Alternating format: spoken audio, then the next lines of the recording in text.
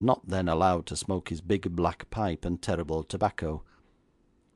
He received me with the curtness I had been taught to expect when I inflicted myself upon him at his office.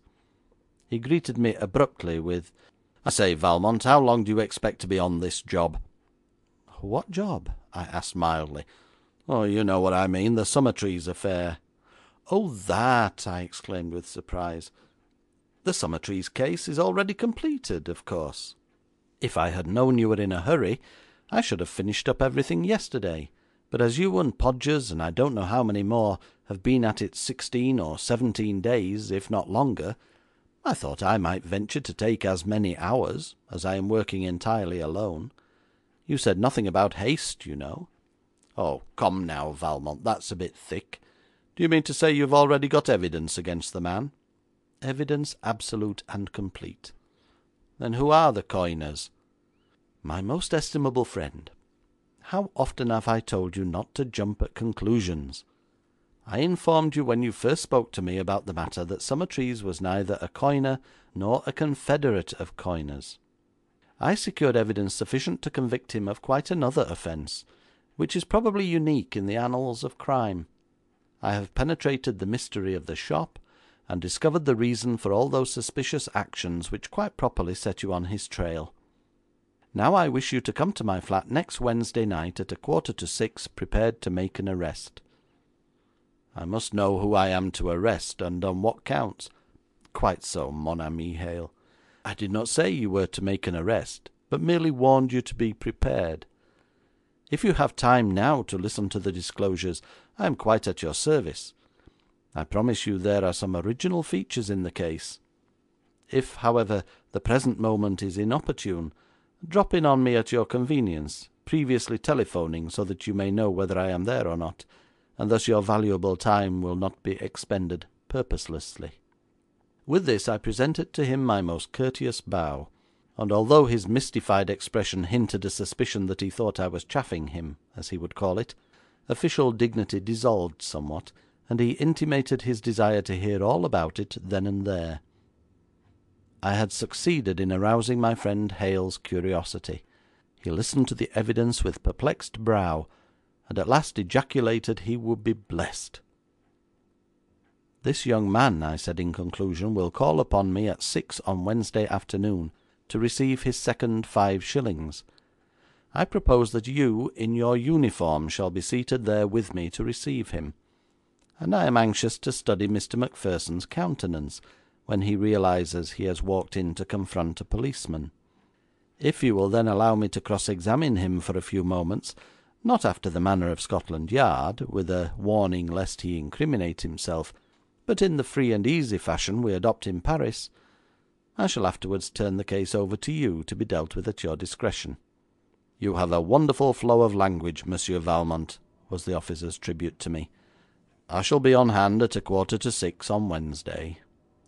"Meanwhile," said I, "kindly say nothing of this to anyone. We must arrange a complete surprise for Macpherson.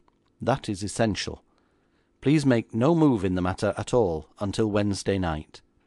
Spencer Hale, much impressed, nodded acquiescence, and I took a polite leave of him. The question of lighting is an important one in a room such as mine, and electricity offers a good deal of scope to the ingenious. Of this fact I have taken full advantage. I can manipulate the lighting of my room so that any particular spot is bathed in brilliancy, while the rest of the space remains in comparative gloom, and I arranged the lamps so that the full force of their rays impinged against the door that Wednesday evening, while I sat on one side of the table in semi-darkness, and Hale sat on the other, with a light beating down on him from above which gave him the odd sculptured look of a living statue of justice, stern and triumphant.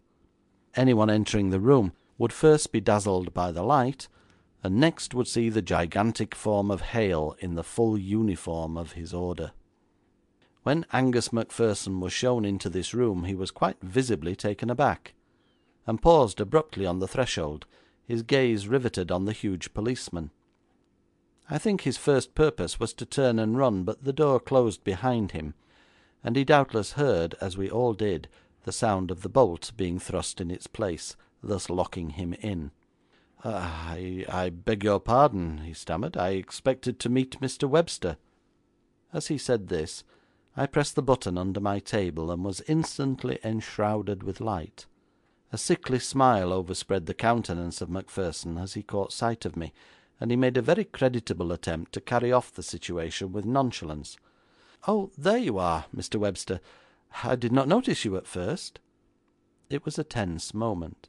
I spoke slowly and impressively. 'Sir, perhaps you are not unacquainted with the name of Eugene Valmont?'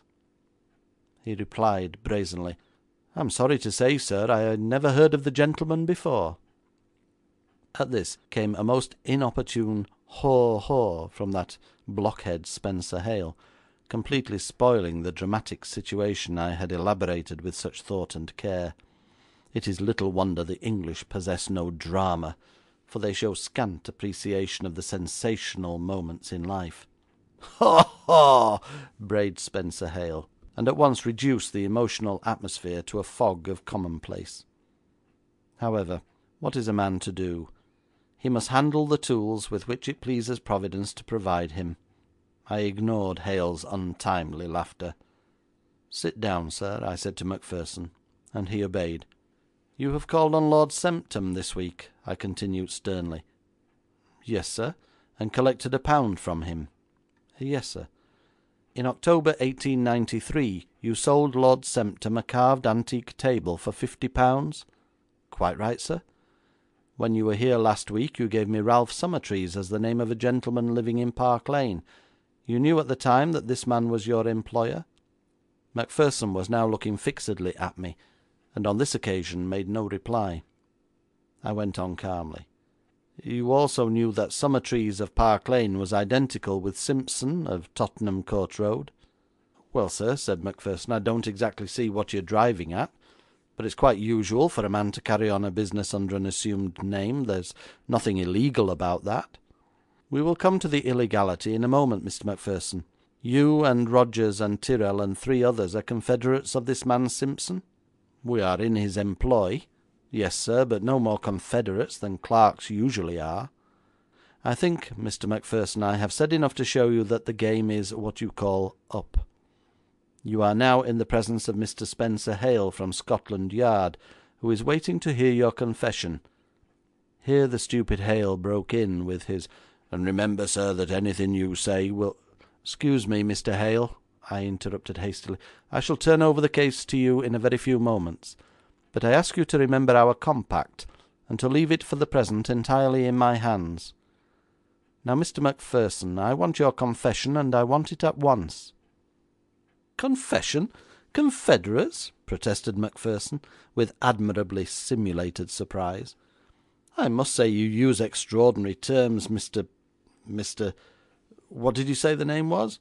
'Ho, ho, ho!' roared Hale. 'His name is Monsieur Valmont.' 'I implore you, Mr. Hale, to leave this man to me for a very few moments. Now, Macpherson, what have you to say in your defence?' 'Where nothing criminal has been alleged, Monsieur Valmont, I see no necessity for defence. If you wish me to admit that somehow you have acquired a number of details regarding our business, I am perfectly willing to do so, and to subscribe to their accuracy. If you will be good enough to let me know of what you complain, I shall endeavour to make the point clear to you if I can. There has evidently been some misapprehension, but for the life of me, without further explanation, I am as much in a fog as I was on my way coming here, for it is getting a little thick outside.' Macpherson certainly was conducting himself with great discretion, and presented, quite unconsciously, a much more diplomatic figure than my friend Spenser Hale, sitting stiffly opposite me. His tone was one of mild expostulation, mitigated by the intimation that all misunderstanding speedily would be cleared away. To outward view he offered a perfect picture of innocence, neither protesting too much nor too little.